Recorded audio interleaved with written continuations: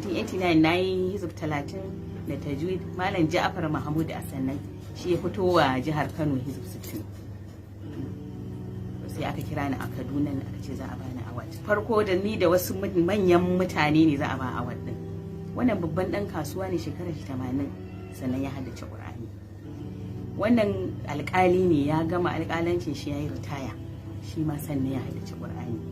Kowa aka zo za a karanta CV din shi, ya karatu a jami'a Oxford ko menene sunanta Ingila, wannan ya karatu a wace duniya, ana ta faɗin abubuwan karatun su, masha Allah. Ni da aka zo CV na ta yi firamare, ta yi sakandare, kamar inda na karanta muku nan, shikenan. To amma a ƙarshe sai mai gabatarwa ya ce, jama'a a saurara, ina alaran moni, ina gwanaye, ina gangaraye, waye ya rubuta Qur'ani kwafi 50 a rayuwar shi? Sai aka yi shiru. A lokacin na rubuta Qur'ani kwafi 60 da wani abu. Sai ya ce to wannan malamar da ake ji ta rubuta Qur'ani kwafi ɗai har 68. Sunana Nafisat Yusuf Abdullahi Bichi. An haife ni a ƙaramar hukumar Bichi da ke cikin jihar Kano, a unguwar Hagagawa a shekarar 1972. Na yi makarantar Islamiyya a wata makaranta da ake kira Ihya Ulumuddin yar kasuwa Bichi. Na yi primary school, Hagaga primary school. Na sami sa'a shiga makarantar horon malaman Arabiya ta 'yan mata da ke Goron Dutse, Women Arabic Teachers College, 1990 kenan. Na gama WATC Goron Dutse. Yanzu ina nan a wannan jami'a ta Bayero University, kuma ina karanta Qur'an Special. Wannan shekarar ina cikin shekarar karshe. Ina fatan dora in samu in yi masters in da rai da lafiya a PhD ma.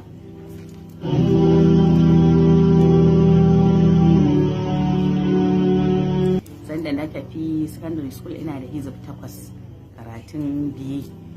To ina zuwa secondary school ina da son karatun Qur'ani.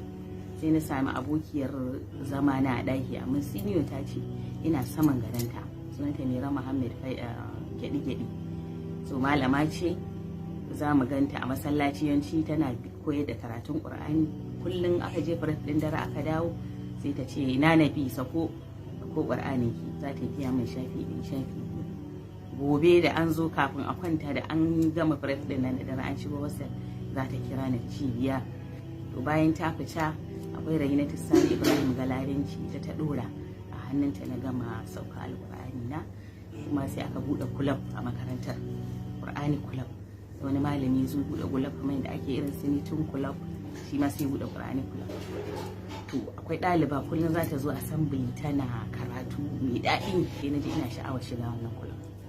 Na yi ta bin malamin ya sani a kulab ɗin, daga ƙarshe dai na yi ta wahala. To ni a bangaren boko nake, kila shi yasa malamin ke ganin kamar ba zan iya ba. Da sai wata kawata ta ce kin ga zo mu je wurin mataimakin nashi, muka yi sa'a shi ya dauke mu. Muka zo muka durƙusa muka ce malam so muke mu shiga kulab, muna ta bin malam wani ya ki ya samu, dan Allah ka taimake ni. Sai yayi min irin abin nan, dan kai ka sarewa yaro gwiwa. In maza ki je duk ran da kika haddace izu 2 zaki haddace ko izu 10, kin ga mu nan training din musabaka ne. Ina ce dan ka aki ma dauka da na ce hizib goma. To jiki duk ranar kika haddace suratul haqa, ni kuma miki alƙawarin zan saki a kula. Na tafi na ta munna, na dan Qur'ani ne ta tayi ne ranan mun bace sai da na haddace haqa. To kawai shi gari ina dawa da yamma sai na zo, sai yake ta faɗa, kun bani mamaki, wance wane kin kasa haddace lahaqafi, wance wane kin haka za ku yi, ina ta faɗa. Sai kawata ta bani ciki ce mai kin haddace, ni kuma ina da tsoro sai na kasa. Sai ta daga hannu, malam, sai ya ce yaya aka ce wannan ta haddace haka. Wai kalle ni tsaye dariya. Wacce ta zo jiya ga tsofaffin yan kula, sai ya kalli ɗalibai ya ce an su to bismillah. Da na balle daga hemin man tsaya sai na kai ƙarshe. Ya yi shiru, shi na ɗauki kula. Sai ya ce min ga ɗaliba nan wani ne karatun assembly, ki je kullum ta rinƙa miki training, tana goge miki karatunki, ya sami tajwidi mai kyau a ciki. A ƙarshe inda zo malamin yana jin haddata, karatun ki ya ki kyau, ga hadda ba karatu ba. Malam ina fashe da kuka, ce ba ta koya mu. Sai ya ce to wancewa ne kin ci amana ta, yana da raha. Wancewa ne kin ci amana ta, an baki yarinya shi daga yau karatun ki ya dawo hannu. To daga nan na dora akai ta yi. Allah ya sa muka yi musabaka a 1987. Mun je Maiduguri a lokacin da shiga hizu 10 aka gama ta state aka tafi aka yi ta ƙasa a Maiduguri.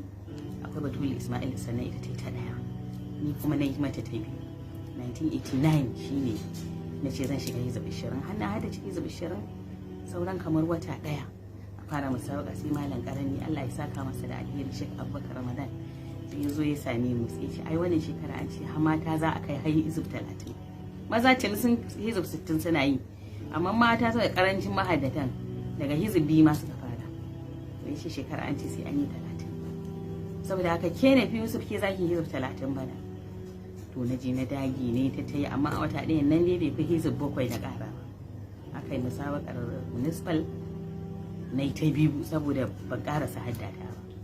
Wata yan Barno mai ta yi na ɗaya. Aka yi ta zone sai muka yi na ɗaya ni da ita saboda akwai ɗan tazarar wata 2 na gyara na gama. Sai muka yi ta ɗaya ni ta ɗaya makinmu ya zo dai. Sai aka ce a tested za mu kara gaba ɗaya sai a fidda gwanin da zai tafi ta ƙasa Ibadan. To don haka ana zuwa tested sai na ta ɗaya. Ita wani yan Barno mata yi na biyu. To muka tafi Ibadan. A Ibadan mun kara da jihohi kamar 10 a shekarar na fita da kalun. Saboda shi malam karami a lokacin ya zo mana da kasa da ya saka mana. Ya ce wacce ta canki wannan ruwa ya zama da kyauta. To da ba mu canka ba sai ce kalun kenan, sai na ce to malam ina sha'awar kalun. Dan aran kasa din in je. Kawai na ara kasa din a ranar washe gari na zo sai na bada haddata na kwatanta kalun. Sai ya ce zaki iya. Ya je kawo min littafin ahkam na kalun din. Ya ce wa malamin kulab malam Abubakar, kai malam ka zauna ka karanta mata shi. Kawai na fita da kalun shekara